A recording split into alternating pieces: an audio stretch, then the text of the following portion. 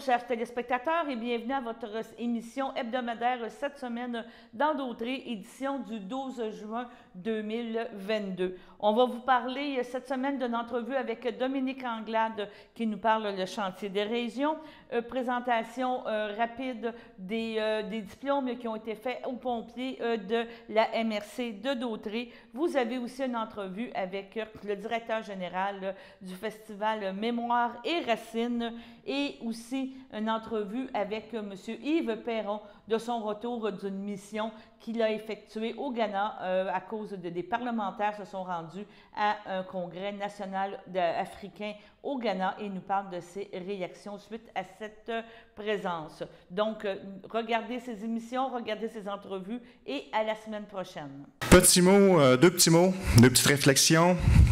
Premièrement, ce samedi, c'était la 5e édition du Berthier-Brou à Berthierville. Première activité officielle estivale dans le cadre du 350e.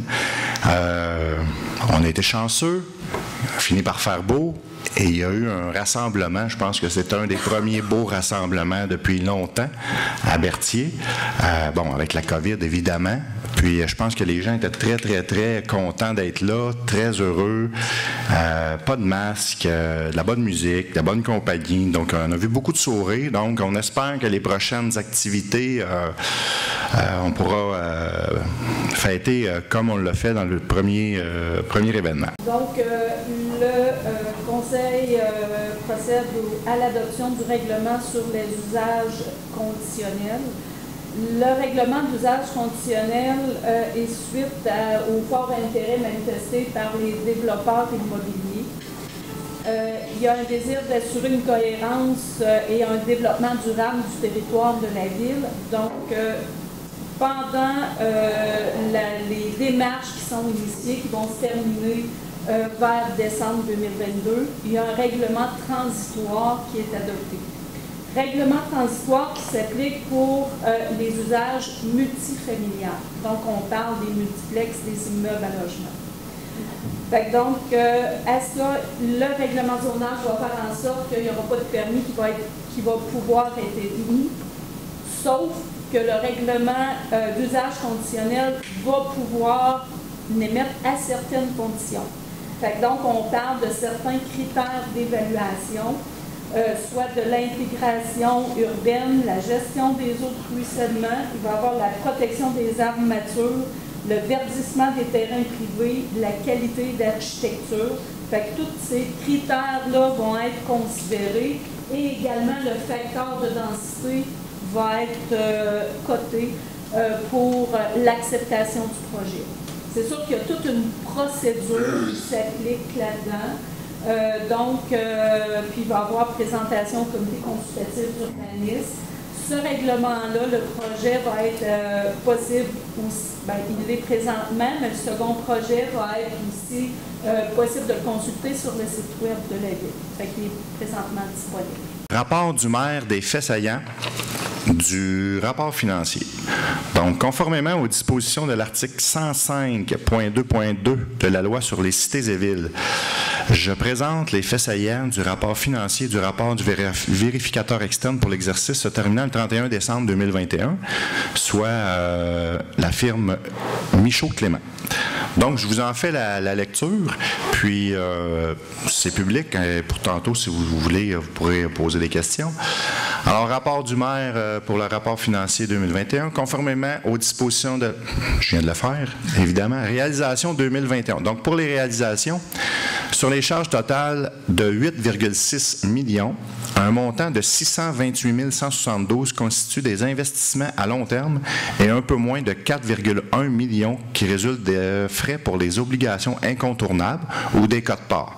Alors, quote-part de la MRC, 788 897, Sûreté du Québec, 539 116 $, Gestion des matières résiduelles, 194 085 $, Gestion de la dette et du fonds de de roulement 859 168 $ et la rémunération et charges sociales des employés et des élus 1 763 081 $.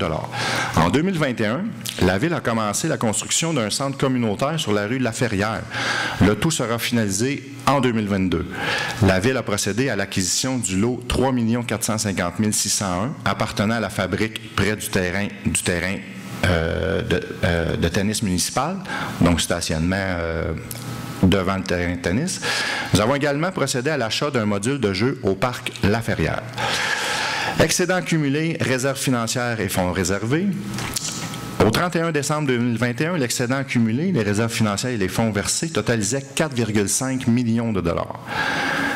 Donc, dans les catégories suivantes, donc excédent de fonctionnement non affecté, le montant est de 2 804 949. Excédent de fonctionnement affecté, 1 571 196. Réserve financière et fonds réservés, 1 175 878 pour un total de 5 552 023. L'endettement, la dette à long terme au 31 décembre 2021 s'établit à 14 88 900 $. Cependant, une somme de 2,6 millions provenant du gouvernement du Québec sera applicable au montant de la dette, donc qui va réduire la dette. C'est des montants qui sont engagés par le gouvernement, mais qui vont arriver plus tard. En conclusion, le rapport financier de l'exercice se terminant le 31 décembre 2021 démontre que la Ville est en bonne situation financière. Monsieur Michaud de la firme Michaud-Clément a fait la démonstration l'autre jour. Mon nom est Richard Girard. Oui. Je demeure au 121 rue de Bienville, à Berthierville. Oui. Et la problématique que je vais emmener, M. le maire, ainsi que M. les conseillers, on s'en est déjà parlé toutes les deux. Oui.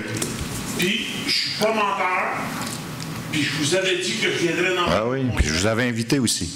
Hein? Je vous avais invité, je vous ai incité à venir. Je suis pas menteur, moi non plus. Non, je suis pas ici pour dire des bêtises. Non, je sais. Sauf que la problématique est située au terrain qui est situé entre le 181 et le 161 rue de Bienville à Berthierville. C'est un terrain où il y avait une résidence, une maison avant, qui a été incendiée. Oui. On a ramassé les débris de la maison, on a ramassé le solage, on l'a concassé, on l'a ramassé, sauf que le ménage n'a pas été complètement fait sur le terrain. Oui. Puis, je m'excuse là pour les oreilles chastes et pures, là, mais c'est un bordel. C'est un dépotoir, ce terrain-là, M. le maire, puis M. les conseillers, là, prenez-en note. Puis je vous invite à venir chez moi.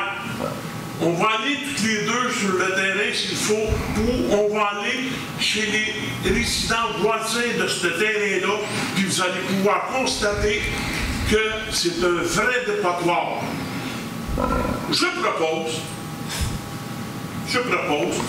que la personne qui est propriétaire de ce terrain-là ait un échéancier pour faire le ménage sur ce terrain-là.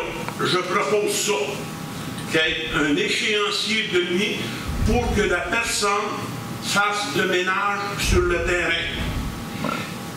Et après l'échéancier, si la personne n'a pas mis d'hygiène, dans le fond, parce que je suis certain, M. le maire, et M. les conseillers, M. Mesdames les conseillers, que présentement, au moment où on se parle, là, que sur ce terrain-là, il y a des rats, il doit y avoir des tiques au bout, puis Dieu sait que des tiques, c'est quand ça pique, c'est très, très dangereux. Il doit y avoir des souris, il doit y avoir de la vermine au bout. Fait que, il n'y a pas personne jamais qui va sur ce terrain-là. Fait que moi, je propose que, après l'échéancier qui aurait été demandé à la personne pour faire le ménage sur le terrain, je propose que la ville de Berthierville envoie les travaux publics, les employés de la voirie municipale pour faire le terrain, pour faire le ménage sur le terrain, et qu'on lui envoie la facture. C'est une proposition que je fais. Je suis certain qu'il y a des gens qui vont s'opposer à ça. Je ne suis pas ici pour avoir des faveurs. Je suis capable de discuter, puis vous pouvez voir, je suis capable de parler avec bien du monde. Pas beaucoup d'instructions, mais je sais vivre quand même. Ah oui, non, c'est correct. Moi, je propose ça, que la personne qui est propriétaire de ce terrain-là, qu'elle ait un échéancier pour faire le ménage du terrain, à partir de la date où ce ménage n'est pas fait, oui. Que la ville, que la voirie municipale fasse le ménage sur ce terrain-là, puis qu'on lui envoie la facture. Madame Dubois, est-ce qu'on peut donner des précisions par rapport à ce qui a été fait avec ce terrain-là? Est-ce qu'on a des... Vous comprendrez que l'information qu'on peut divulguer est quand même limitée parce qu'il y a des procédures confidentielles également. Mais je peux confirmer qu'il y a des procédures entamées déjà avec les propriétaires. Oui. Il y a tout le côté aussi légal. On veut bien devancer les choses, mais on sait comment ça se passe. Quand il y a un avis qui est donné, il y a quand même un délai. C'est la même chose quand c'est un ticket de stationnement ou une contravention pour peu importe, là. Donc, il y a des procédures. Fait qu'il faut respecter, mais... Premièrement, ça fait 2 fois qu'on parle de ce sujet-là depuis que je suis à la mairie. Faut savoir que, bon, à l'hiver, c'est moins évident de parler de ça puis d'aller faire du ménage parce que, bon, avec la neige, mais depuis le printemps, ça fait quand même 2 fois qu'on en parle. L'autre jour, quand je vous ai croisé, vous savez, je suis parti tout de suite dans la même journée, je vais aller prendre des photos, puis j'ai apporté ça à la directrice générale, et on en a parlé aussi avec l'inspecteur. Donc, ce que je peux vous dire, c'est qu'il y a des démarches d'entamer. La procédure, bien, il faut la respecter avant d'arriver à ce que vous proposez. Mais on va suivre la procédure, mais on suit ça de près. Ça, c'est pour vous dire que c'est comme... on sait que c'est un sujet... Vous n'êtes pas le seul, d'ailleurs, qui nous en a parlé. Il y a d'autres voisins qui nous en ont parlé. Donc, oui, on s'en occupe. On va suivre les procédures légales, puis on procédera. Je suis en compagnie de Yves Perron et la semaine dernière, au début juin, et plus exactement, vous êtes allé au Ghana. C'était pas pour aller visiter, tu n'avais pas décidé de faire un safari. C'était vraiment c'était vraiment pour faire des rencontres internationales. C'était quoi vraiment l'objectif de cette mission? Ouais. En fait, c'était une délégation parlementaire. Moi, c'était ma première expérience parce que depuis que je suis élu, on a été pas mal dans la COVID tout le temps. C'est une délégation parlementaire qui était envoyée au Ghana, donc c'est un pays d'Afrique de l'Ouest, à l'occasion de l'Assemblée annuelle de la Banque de développement africain. Donc, on était un député conservateur, 2 sénateurs et moi. On était une délégation de 4 personnes. On est allé rencontrer différents groupes civils et parlementaires. Beaucoup des parlementaires, donc effectivement, c'était pas pour visiter. D'ailleurs, il y avait une journée sur les 8 qui était prévue pour faire un peu de visite. Et comme notre avion a été retardé pendant 24 heures à Londres, on n'a pas fait la visite. Alors, on est allé à Accra seulement, qui est la capitale. Et puis, donc, on a assisté, c'est ça, à la cérémonie d'ouverture de la Banque de développement africain. C'était quand même assez impressionnant. Il y avait 7 présidentes de pays qui étaient présents pour cet événement-là. Ensuite, on a rencontré différents groupes de parlementaires. L'Association Amitié Ghana-Canada, mais aussi le Comité des affaires étrangères, le Comité des affaires gouvernementales et des finances. Donc, on a discuté d'un paquet de sujets techniques. On a rencontré aussi le Comité des droits de la femme, parce qu'il y a une loi là-bas qui tarde. Vous savez que dans certains pays, les droits de l'homme, c'est moins évident. Pas pour porter de jugement, mais cette loi-là tarde depuis une dizaine d'années. On a rencontré justement des groupes de femmes qui poussaient là-dessus. Fait que ça nous a permis de poser des questions. Devrait être adopté assez bientôt. On a discuté aussi de sujets un peu plus délicats. Le Ghana travaille actuellement sur une loi interdisant l'homosexualité de façon plus sévère. Donc, évidemment, on n'est pas à la même place du tout. Et on a abordé avec délicatesse, je vous dirais, ces sujets-là. Particulièrement avec le ministre des Affaires étrangères. C'est des rencontres qui sont très enrichissantes. Ça nous permet de voir aussi comment le parlementarisme là-bas fonctionne. C'est un pays du Commonwealth, mais qui n'ont plus de reine. Donc, il y a une étape de plus de fait dans ce sens-là, puis nous, on a plusieurs autres étapes dans d'autres sens, mais c'est la rencontre des peuples, dans le fond. C'est un pays dont la langue officielle est l'anglais. Donc, j'ai pratiqué mon anglais pas pire pendant une semaine de temps avec l'accent africain. Là. Des fois, j'étais fatigué en fin de journée. Mais c'est des gens très chaleureux, c'était super agréable. On était bien reçus aussi par le Haut Commissariat là-bas. Et ça a été vraiment, vraiment une belle expérience. J'ai croisé le ministre de l'Environnement dans une soirée avec des groupes environnementaux dans les premières journées. Oui, c'est ça, vous parlez. Mais justement, la question, est-ce que ça crée un choc, une coupure? Vous me parlez des projets de loi, des choses que vous discutiez, comme tu dis, diplomatiquement, ou faire part de votre vision. Mais est-ce que on ressort de ces entrevues-là, de ces rencontres-là, en disant oui, on a fait avancer une démocratie, ou tu as l'impression qu'ils écoutent ton discours, ils disent oui, oui, oui, mais qu'ils vont continuer dans le sens qu'ils ont décidé? Écoute, je te dirais c'est un peu des deux. En même temps, il faudrait être bien prétentieux pour dire qu'on s'en va là 3-4 jours, qu'on change leur monde. C'est surtout un échange un peu culturel. C'est d'établir des contacts aussi. Hein? Établir des contacts avec des gens. On a rencontré le secrétaire général qui est en train de négocier l'accord de libre-échange interafricain. Ça, c'est quelque chose qui m'intéresse beaucoup. Moi, vous savez que ma formation est en économie et que je défends ici le secteur de la gestion de l'offre de façon assez importante. Là. Et d'ailleurs, on devrait bientôt déposer notre nouveau projet de loi là-dessus. J'ai bien hâte et ça m'a permis d'aborder le sujet, entre autres, avec les pays avec le secrétaire général de l'entente de libre-échange. Qu'est-ce qu'ils se gardent? Et eux, ils se gardent 3 % de produits qui vont être libres, qui vont pouvoir protéger. À mon sens, c'est pas beaucoup. Je suis très en faveur du libre-échange, mais 3 % ça me semble peu. Mais bon, c'est de voir ces différenciations-là, puis de se parler. Aussi, évidemment, on a abordé des questions de sécurité. Vous savez qu'il y a eu 3 coups d'État dans les pays voisins du Ghana dans les derniers mois. Le Ghana, c'est la place la plus sécuritaire, quoique on nous demande de faire très attention pendant qu'on se trouve sur le territoire, mais c'est un endroit où on estime le Ghana comme étant la porte d'entrée de l'Afrique pour les pays occidentaux, parce que c'est quelque chose de stable. Mais quand même, il y en est question, parce que les frontières, entre autres au nord avec le Burkina Faso, qui lui a subi un coup d'État, c'est très poreux comme frontière. Donc, les gens passent d'un bord et de l'autre sans montrer leur passeport, si vous me permettez l'expression. Donc, il y a ces enjeux-là aussi qui sont bien d'actualité. Évidemment, la crise avec l'Ukraine. Vous savez que l'Ukraine est un gros producteur de grains. Et c'est dans les pays africains que ça va paraître, ça va faire le plus mal. Et d'ailleurs, les politiciens travaillent actuellement avec la Banque de développement africain. C'est un des plus principaux axes de développement de la Banque de développement africain, de nourrir l'Afrique, mais de cesser d'être dépendant d'une aide étrangère, et que si aide étrangère il y a, elle soit en fonction de les rendre plus autonomes là-dedans. Donc, je me souviens pas précisément du pourcentage, mais ça a été stupéfait. Je crois que c'est 8 %. 8 % de l'aide internationale qui est attribuée à l'agriculture directe seulement. C'est pas beaucoup. Alors, c'est bien beau envoyer des poches de riz, mais il faut aussi penser à long terme. Et de développement. Puis c'est pas parce que l'Afrique n'a pas de potentiel, bien au contraire. D'ailleurs, il y a beaucoup de projets énergétiques, des panneaux solaires dans le Sahel.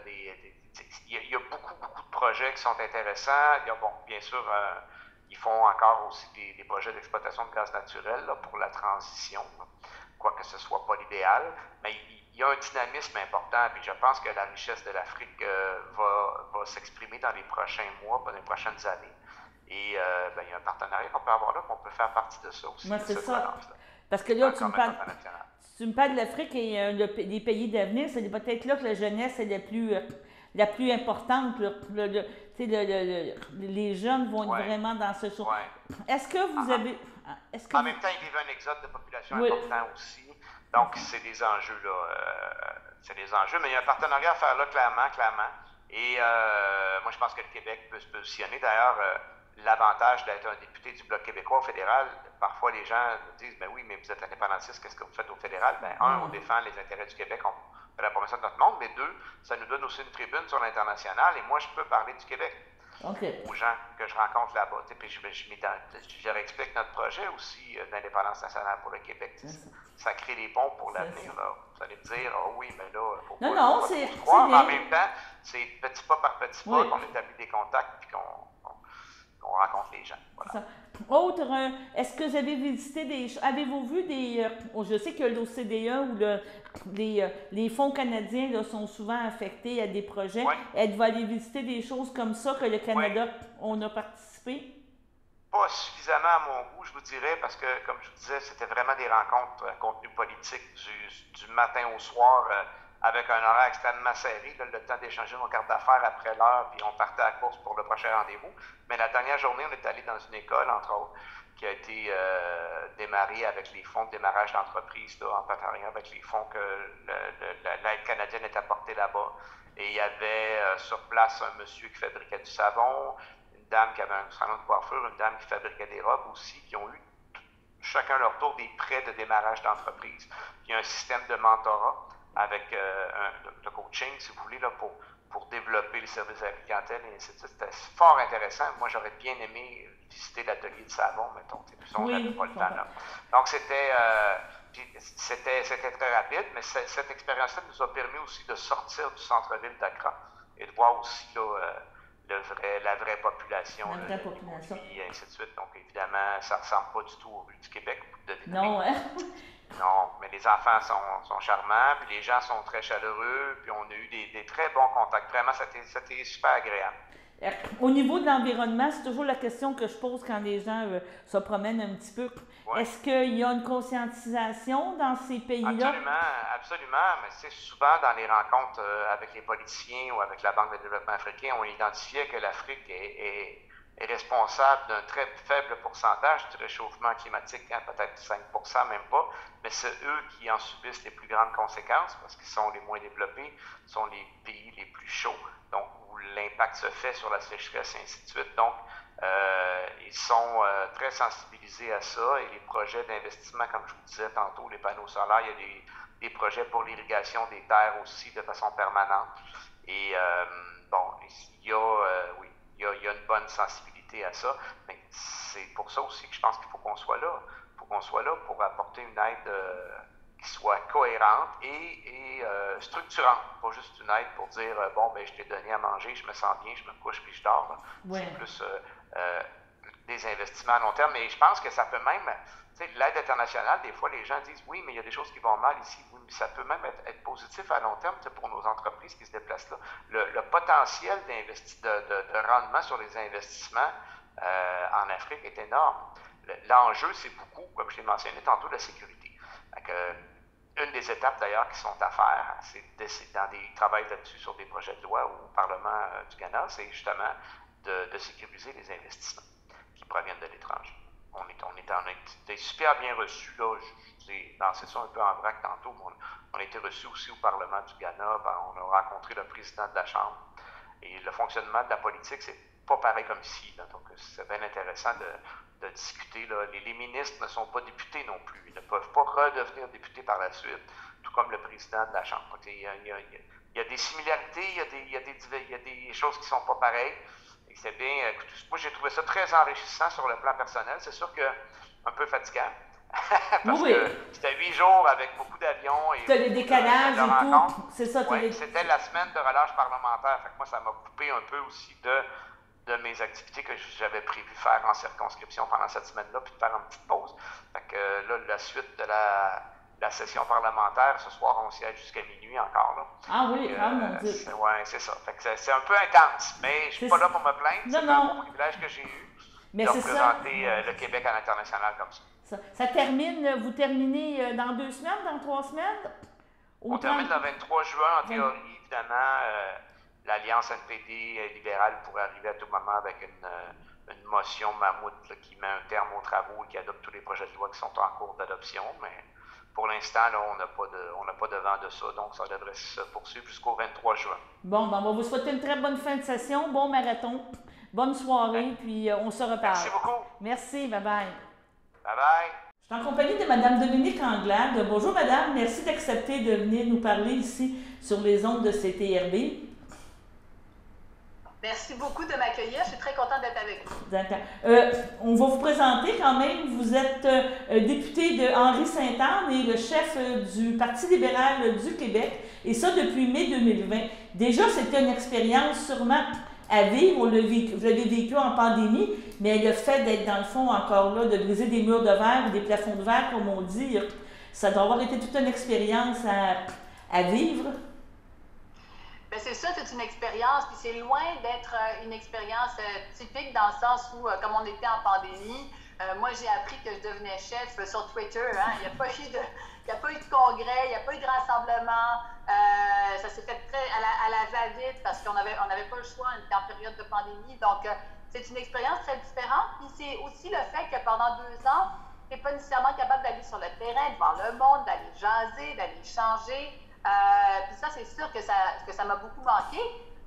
Mais au moins, cet été, déjà, on a commencé à le faire des tournées, à aller parler au monde. Et malgré la pandémie, on a quand même été capable de faire des consultations. Puis c'est comme ça qu'on est arrivé avec la Charte des régions. C'est ça. Donc, vous avez commencé à faire des tournées. Je pense que vous étiez en Gaspésie, c'est ça, en fin de semaine. C'est bien ça, vous étiez dans ce coin-là. Et vous avez parlé de la Charte des régions. Est-ce que vous pouvez nous en parler un petit peu? Je pense que c'est mettre vraiment les régions au centre des décisions. Exactement, au centre des décisions qui les touchent directement. Parce qu'on parle des régions, on parle de décentralisation, puis on dit il y a 5000 postes de fonctionnaires qu'on va mettre dans les régions. Mais la question, c'est pas seulement 5000 postes de fonctionnaires, c'est qui prend les décisions? Comment est-ce qu'on peut donner plus de pouvoir aux régions? On avait déjà, la formation politique avait déjà donné la notion de gouvernement de proximité, mais pour aller plus loin, on a besoin d'enchasser ça dans quelque chose qui donne plus d'argent, de pouvoir à chacune des régions qu'elle puisse établir ses priorités et que ces priorités puissent être un porte-voix à l'intérieur de la machine gouvernementale, qu'on ait des gens qui prennent les décisions, qui soient dans les régions, qui soient implantés là, physiquement dans la région, et que oui, tu as un sous-ministre de la région, qui habite la région, qui est capable d'être un porte-voix, mais au bout du compte, ça veut dire que tu as plus de logements, que tu es capable de faire plus rapidement pour ta région. Ça veut dire que tu es capable aussi de dire, si on veut accueillir des gens de l'extérieur dans la région, savoir quel nombre tu es capable d'accueillir, quel est le financement que tu vas obtenir, comment mieux les intégrer avec les différents organismes qui existent sur le terrain, prendre en compte la réalité du territoire. Puis, vous savez, ce qui est le fun, Mme Yvon, c'est que cette charte-là, elle n'émane pas d'une idée qui est à Québec, dans une tour d'ivoire. C'est 1400 personnes qui ont été consultées partout à travers le Québec pour arriver à ce résultat-là. Donc, est-ce que vous pensez que cette charte-là peut répondre à certaines problématiques qu'on rencontre, justement, vous parliez d'immigration tantôt, on parlait de pouvoir aux municipalités, de décider de leur avenir, de décider donc de leur... comment je peux dire ça, pas nécessairement de leurs revenus, mais de leur façon de fonctionner. On a entendu dans les dernières semaines que maintenant le pouvoir est dans les municipalités parce que c'est eux autres qui veulent régir leur région, comment bâtir notre Québec. Et je pense que ça répond en partie à ces demandes-là là, qu'on reçoit là, de la part des municipalités, entre autres des MRC. Bien, c'est sûr, et j'ai l'opportunité de rencontrer à plusieurs reprises que ce soit les unions de municipalités, la FCN, les villes, les MRC, et de parler de ça. Puis l'objectif, au bout du compte, on se rend bien compte que les municipalités ont de plus en plus de responsabilités aussi par rapport à ce que vivent les citoyens dans leur quotidien. On n'a pas nécessairement plus de moyens. François Legault dit, nous, on ne va pas revoir la fiscalité municipale, mais nous, on veut la revoir. On veut s'assurer qu'on ait suffisamment de moyens pour que les villes puissent, encore une fois, s'occuper des enjeux qui touchent le monde présentement, le logement. On va commencer par ça, mais il y a aussi des questions d'agriculture, par exemple. Dépendant des régions, il y a des questions qui vont être fondamentales. Puis comment est-ce qu'on peut donner les moyens, plus de redevances aussi pour des ressources naturelles aux municipalités qui sont touchées par ça. Des mesures très concrètes qui vont faire en sorte que les gens vont voir des résultats pour eux dans leur quotidien aussi. OK. On parle aussi, je sais que vous êtes ingénieur, vous avez fait HEC aussi, on parle beaucoup pour les entreprises. Est-ce que vous pensez que ça peut avoir un bon impact, le fait que les décisions se prennent encore là en région, vraiment que chaque région décide vraiment quel style d'économie qu'ils veulent s'offrir, on pourrait dire, même c'est presque ça, qu'est-ce qu'on veut avoir comme noyau ou tissu d'entrepreneurs dans notre région? Ben, oui, bien sûr, parce que l'enjeu principal de point de vue économique aujourd'hui, c'est vraiment la question de la main-d'œuvre. On ne va pas se leurrer. Vous savez comme moi, il y a des restaurants qui ne sont pas ouverts certains jours parce qu'il n'y a pas de monde. Vous allez dans un Tim Hortons, vous voyez comme moi, parfois la personne qui vous parle, elle a l'air d'avoir 12 ans. Les jeunes travaillent de plus en plus tôt. On a de moins en moins de main-d'œuvre. Et ça vient du fait que il y a des milliers de personnes qui prennent leur retraite chaque année, mais il n'y a pas autant de personnes qui rentrent sur le marché du travail. Et donc, ça met évidemment une pression très forte.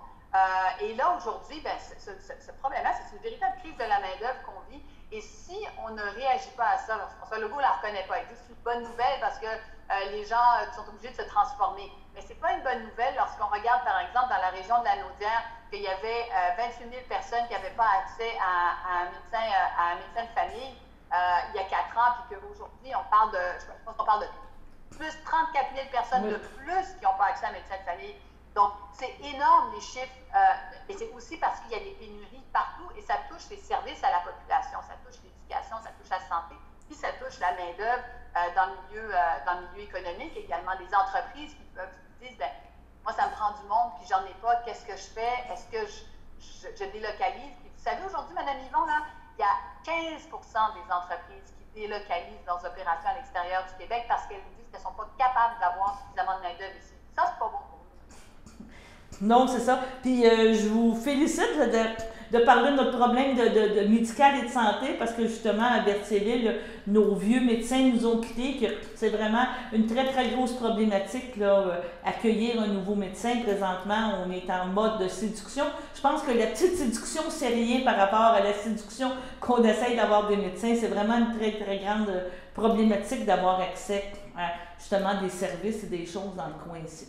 En terminant, je vous demanderais, c'est la dernière semaine à Québec, le Parlement là, tombe pour les vacances, donc autrement dit que le Parlement s'en va en élection, là, parce qu'on est très conscient qu'avec l'été, au mois de septembre, ça va être le déclenchement des élections, il n'y aura pas rien qui va se passer, en tout cas, entre guillemets, là, à moins d'une catastrophe qui va se passer d'ici le mois de septembre à l'Assemblée nationale.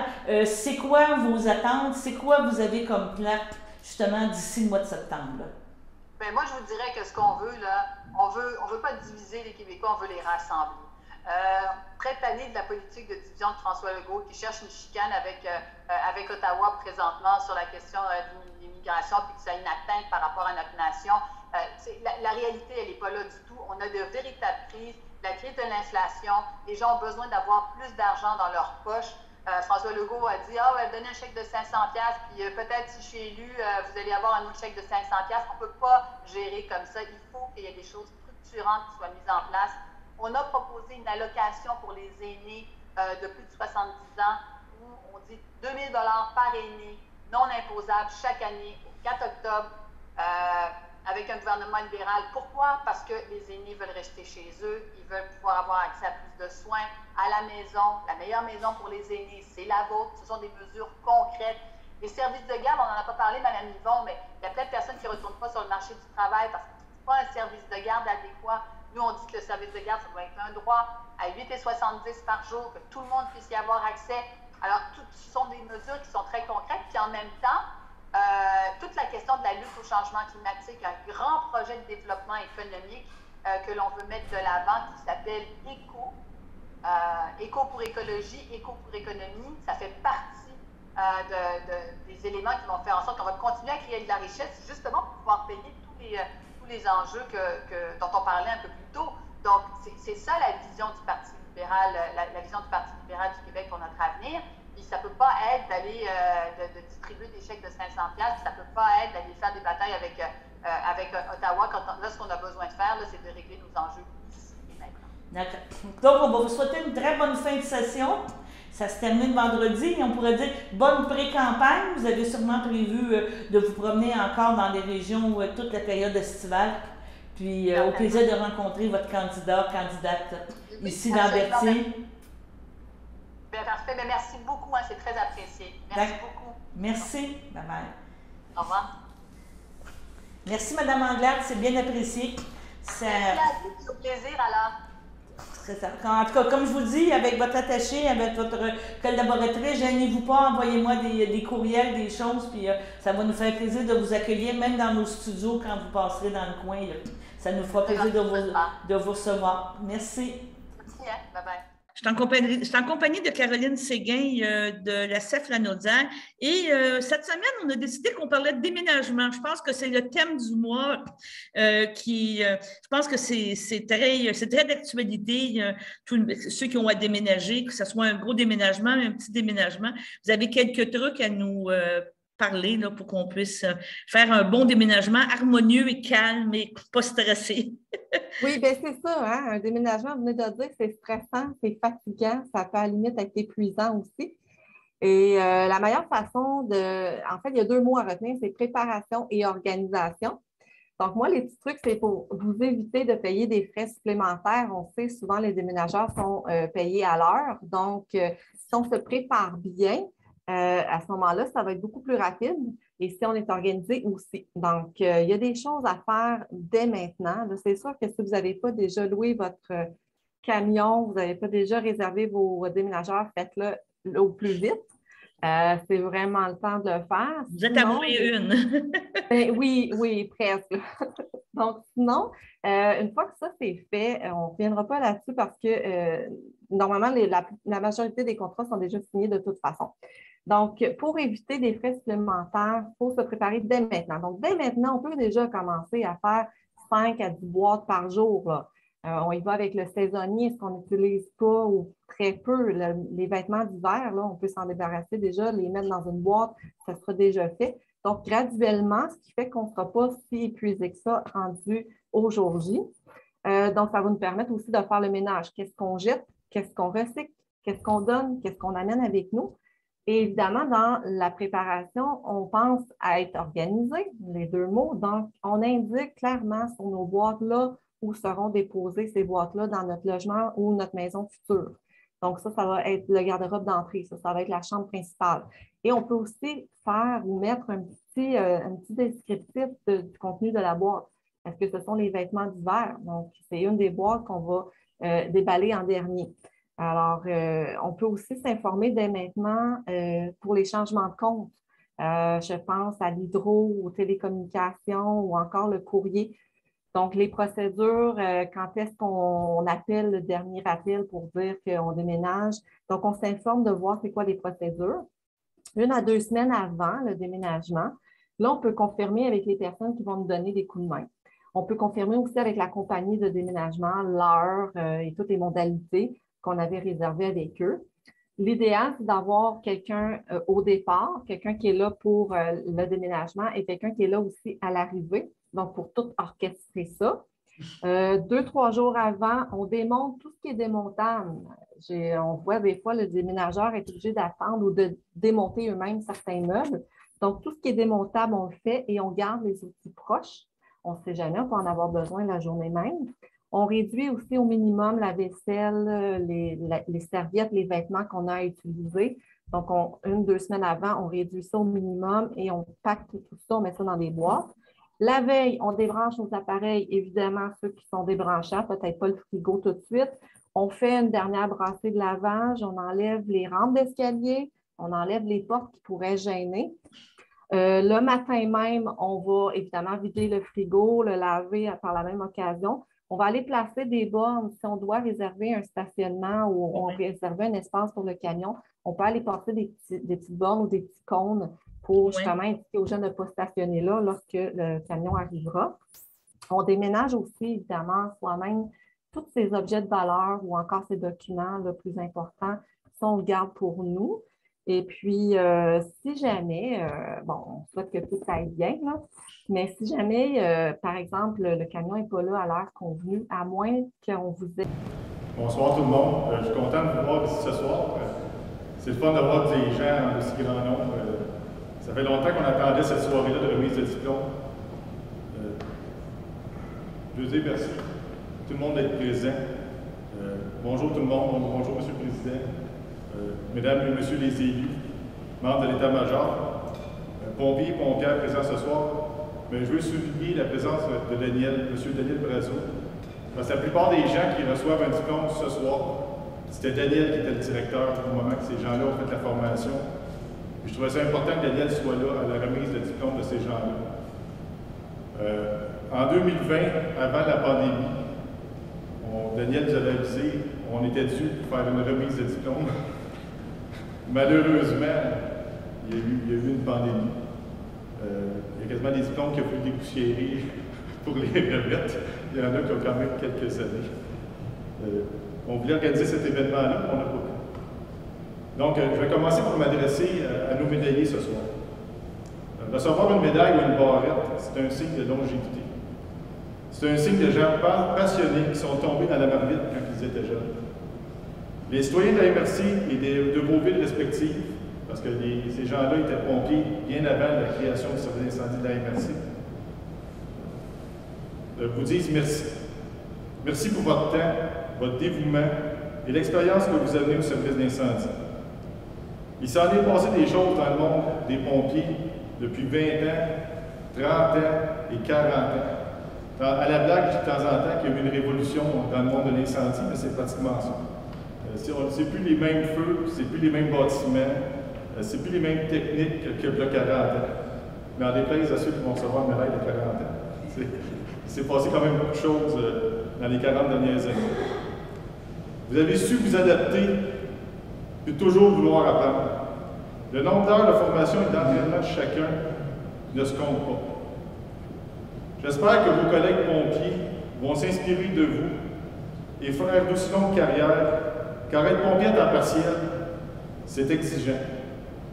C'est une ressource qui est de plus en plus rare. Je veux vous exprimer toute ma reconnaissance pour votre parcours en tant que pompier. Je veux également remercier vos conjointes et de vous avoir partagé pendant toutes ces années. Tout le monde a l'anecdote d'un repas sur la table lors d'un souper afin de répondre à un appel. Je ne sais pas à quel point nos citoyens sont conscients de l'implication que ça demande. Merci, mesdames, de nous avoir prêté vos conjoints. Maintenant, concernant la remise de diplôme. La formation à nos pompiers n'a pas été facile pendant la pandémie. Au début, nous l'avons arrêté 8 mois. Et on a eu 8 mois pas de formation. Merci à Sylvain Rondeau d'avoir su s'adapter pendant la pandémie avec toutes les exigences que l'École nationale des pompiers du Québec demandait pour repartir la formation. Merci Sylvain. Merci par la suite à Samuel Lompré qui a pris le relais de la formation. C'est pas facile de bâtir des horaires, d'être obligé de changer pour toutes sortes de raisons. Merci également à Jean-Yves Delorme pour la formation sauvetage-gaz donnée cet hiver. Merci Jean-Yves. Formation qui devenait nécessaire suite au nouveau regroupement. Nous avons réussi à reprendre la formation avec plein de règles.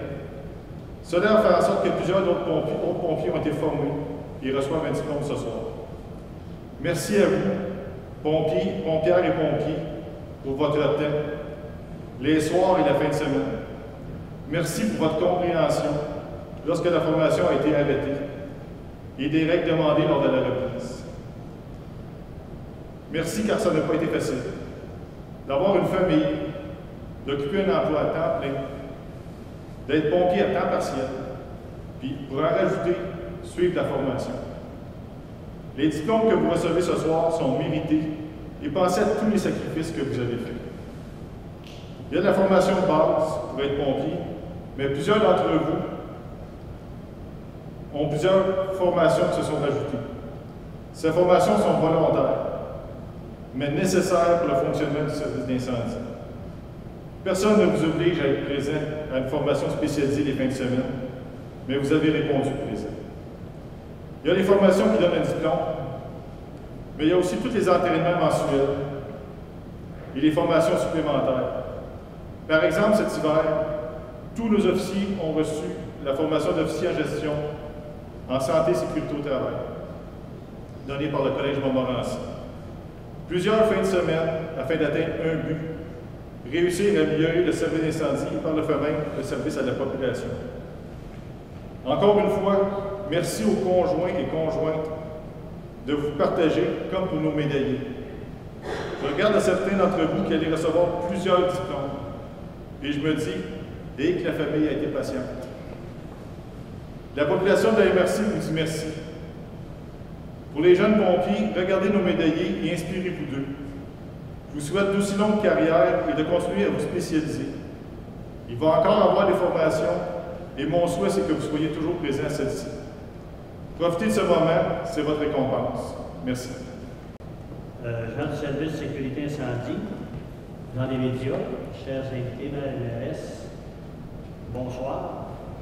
Avant de débuter, j'aimerais remercier les membres du comité de sécurité incendie pour la confiance accordée pour la présidence du service. Donc, soyez assurés que je vais travailler très fort à continuer l'œuvre qui est déjà en marche. Je voudrais souligner aussi un membre qui a été longtemps avec le comité au service de sécurité incendie, M. Yves Morin, qui nous a quittés dernièrement. Donc, je suis convaincu qu'il se rejoint à moi pour la suite des choses. Alors, je suis très fier d'être parmi vous ce soir afin de pouvoir enfin souligner les efforts considérables de plusieurs employés œuvrant pour la MRC d'Autrey. Les personnes qui recevront une gratification sous peu sont des pompières et des pompiers compétents et remplis de volonté. Lorsque nous parlons de pompiers, plusieurs mots me viennent en tête. Courage, détermination, dévouement, bravo et j'en passe. Ces qualificatifs font de vous des acteurs de premier plan dans notre milieu. Des acteurs qui, par leur aptitude, ont un impact concret sur ce que nous avons de plus cher, la vie. En pensant à l'efficacité et au professionnalisme dont vous faites preuve, j'ai pleinement confiance en la sécurité des citoyens. Avant de conclure, soulignons la patience remarquable de vos conjointes et de vos conjoints. Plusieurs formations ont eu lieu les fins de semaine et le soir. On vous remercie sincèrement de votre compréhension. La relève et le déploiement des compétences sont au cœur des préoccupations de notre service d'incendie.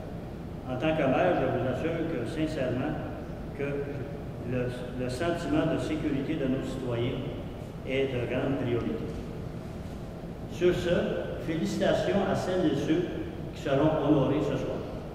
Et je vous souhaite une très belle soirée. Merci beaucoup.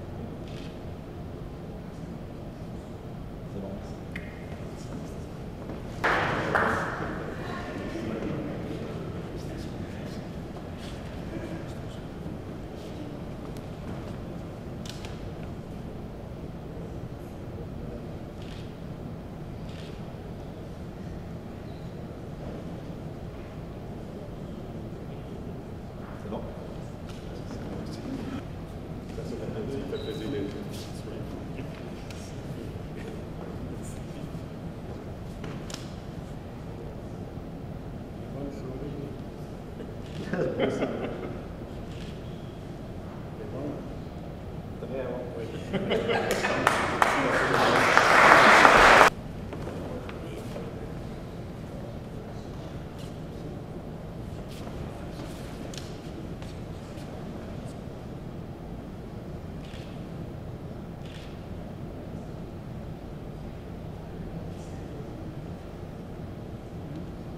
C'est bon. Félicitations.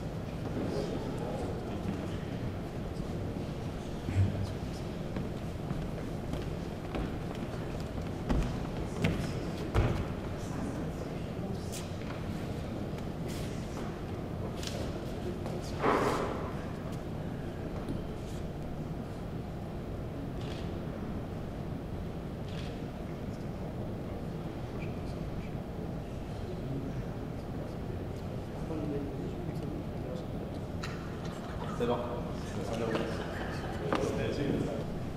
Monsieur Calavette, si je peux permettre à monsieur qui est frère de M. Brazo de s'inviter entre M. McKenzie et M. Brazo juste un peu derrière. M. Brazo, vous vous approchez. Avancez-vous un brin. Qui est parfait. OK.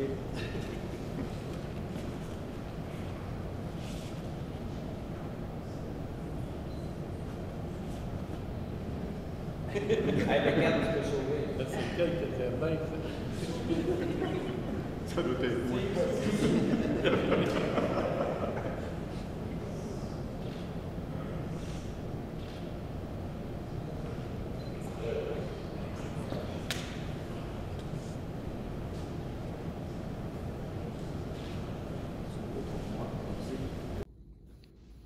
Je suis en compagnie de Jean Desrochers, qui est le directeur artistique, c'est bien ça, pour le Festival Mémoire et Racines. Vous nous accueillez, vous acceptez de nous recevoir aujourd'hui dans les beaux locaux du Centre culturel maintenant, tout rénové, tout frais. Merci de nous recevoir. Je peux-tu t'appeler Jean? Oui, parfait. Certainement. Jean, comme toutes les organisations culturelles et tout, même le centre culturel, on a eu à passer à travers 2 ans de pandémie. On parlait qu'il y a eu une première présentation virtuelle l'année passée. Il y a eu quand même quelques spectacles qui ont été présentés. Mais cette année, on repart en grand, on repart en mode normal, on pourrait dire. Oui, on vient en mode normal avec la forme du festival que les gens sont plus habitués. C'est-à-dire aussi avec du camping, donc les gens peuvent dormir sur place. Puis dans le site enchanteur du Parc Bosco, alors sur le bord de la rivière de l'Assomption, c'est un site exceptionnel pour un festival de musique traditionnelle et d'art traditionnel en fait. Puis Mémoire et Racines, c'est aussi beaucoup un festival de proximité. Donc oui, il y a des gros spectacles sur la grande scène le soir, mais pendant la journée, il y a 6 scènes qui roulent en même temps. Il y a des ateliers jeunesse, il y a des spectacles de contes, il y a des ateliers de danse, de musique, des spectacles, mais plus acoustiques, plus en proximité avec le public. Donc, c'est un peu notre marque de commerce depuis 28 ans. Okay. Peux-tu dire que tu es le Oshéaga de la musique traditionnelle? Un petit peu, si on fait un parallèle avec la popularité et avec l'impact que ça peut avoir tant pour la population de la Naudière, mais ça l'amène quand même beaucoup de gens, ça l'amène beaucoup de touristes, on pourrait dire, d'amateurs de musique traditionnelle, mais pas juste de la Naudière, là, que c'est un grand berceau. Non, c'est vraiment, c'est le rendez-vous de la tradition pas mal du Québec. Comme je disais, ça fait 28 ans, puis aussi le fait que la Naudière est quand même une région, probablement la région la plus forte pour la musique traditionnelle, la chanson beaucoup. Le fléché, c'est notre symbole régional. Ça fait qu'on est le plus gros événement, mais ça reste quand même un événement à échelle humaine. Donc, c'est ça. On se développe à chaque année, on grandit, mais on veut quand même garder cet esprit-là du festival. C'est quoi, à quoi il faut s'attendre cette année? C'est quoi les gros noms? C'est quoi les prises que vous êtes fiers d'avoir réussi à amener? Parce que là, on a, comme tu dis, tu avais un en virtuel, un on pourrait dire en 2 formes et tout ça. Oui. Mais il y a sûrement des choses que vous aviez prévues en 2019, en 2020, que là, ça va se passer en 2022. Là. Oui, ben cette année, un gros événement, c'est le 20e anniversaire du Vent du Nord, qui est pas mal le groupe qui rayonne de musique traditionnelle québécoise, qui rayonne le plus à travers la planète. Ils vont être là avec des invités spéciaux, c'est-à-dire le rappeur et écrivain Biz, le chanteur Stéphane Archambault du groupe Mes Aïeux.